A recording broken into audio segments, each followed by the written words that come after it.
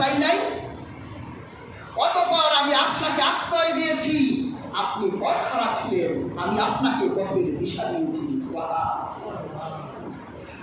তাহলে আল্লাহ রাসূল ছোট্টবেলা থেকে কার আশ্রয় ছিলেন? আল্লাহর আশ্রয় ছিলেন। আল্লাহ তার হাবিবের দিক নির্দেশনা দিয়েছে। যদি আল্লাহর আশ্রয় থাকার পরেও আল্লাহর হাবিব যদি নিরাপদ না হয়, তাহলে তো আল্লাহর হুকুমত চলে যায়। যদি আল্লাহর আশ্রয় থাকার পরেও আল্লাহর হাবিব যদি পথ চিনতে ভুল করেন, তাহলে আল্লাহর উপরেই তো এই দুর্বলতা যায়।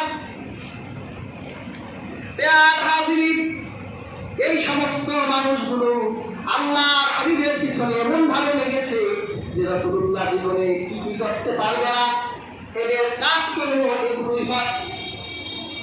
এরা ওয়াজ করে আর বলে রাসূলুল্লাহ এই করতে পারে না, ওই করতে পারবে না, হাসরের ময়দানে রাসূলুল্লাহ এটা করতে পারবে না। তারা রাসূলুল্লাহ কি পারবে না সারা জীবন এটাই বলে গেল।